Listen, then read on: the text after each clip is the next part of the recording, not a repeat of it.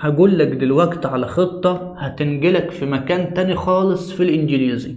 الخطة دي لو التزمت بيها بص هتوديك في مكان تاني خالص. هيكون معاك حصيلة لغوية في الانجليزي، بص هتكون معاك مدى العمر، بس انت التزم بالخطة كويس.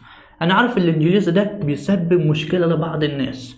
في ناس بتعرف تقرا كويس، في القراية بسم الله ما شاء الله كويس، لكن بتقرا ايه؟ لا والله مش فاهم.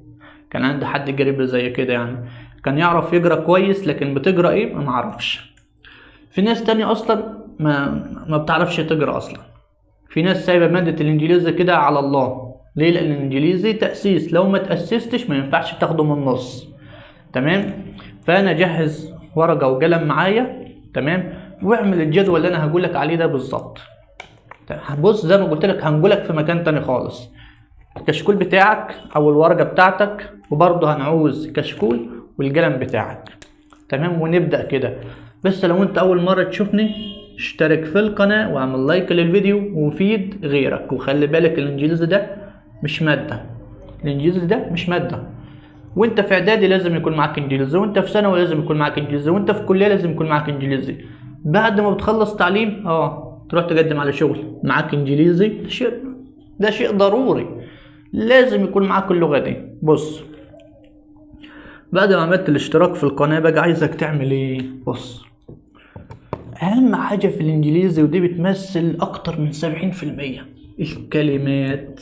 الكلمات لازم تكون عارف انت بتقرا ايه.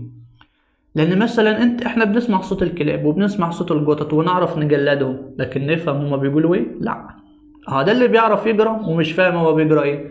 فلازم يكون معاك كلمات في المرتبة الأولى، لازم كلمات. عايزك كل يوم تحفظ 10 كلمات يوميا بطريقة منتظمة. 10 كلمات، تمام. 10 في 30 يوم ب300 كلمة، يعني في الشهر هيكون معاك 300 كلمة. طب في الشهرين 600، طب في ال3 شهور 900 كلمة. يا ابوي ما بالك بقى لو انت التزمت السنة كلها؟ لا، انا عايزك بس تلتزم 3 شهور هيكون معاك 900 كلمة. انت متخيل هيكون معاك حصيلة لغوية 900 كلمة؟ لو التزمت بقى كل يوم بقى طول فترة الدراسة، سواء كنت في الثانوية او في الاعدادية، والتزمت كل يوم، انت تقريبا هتحفظ كلمات اللغة الانجليزية كلها. اهم حاجة الاستمرارية. ما تقولش لا يا مستر 10 كلمات اللي في اليوم انا ممكن احفظ 20. ما انا عارف انت ممكن تحفظ 20، وعارف ان لما يكون عندك درس في سنتر او في اي مكان بتيجي في يومين بتحفظ لك 50 كلمة، بس بعد ما بتروح تسمعهم بتنساهم يا باشا، تنساهم. فانا هقولك اللي هتعمله كالاتي: الورقة بتاعتك، تمام، جدولك يتعمل لمدة 30 يوم. جدولك يتعمل لمدة 30 يوم بالتاريخ عشان ما تفوتش يوم.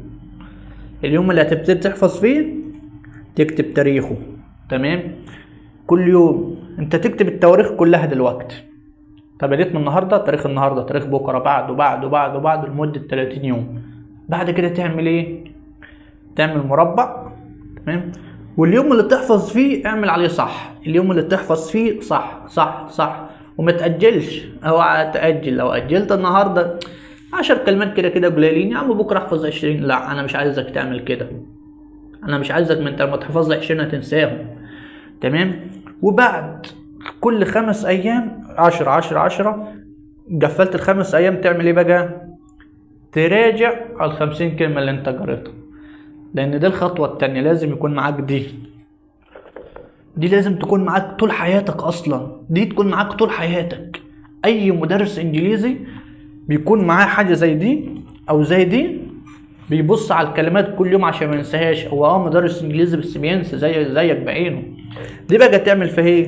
تكتب فيها الكلمات اللي انا حفظت النهارده 10 كلمات اكتبهم، بكره حفظت 10 اكتبهم، بعده حفظت 10 اكتبهم. كملت 5 ايام، الصفحه دي خلصت مثلا وكملت 5 ايام.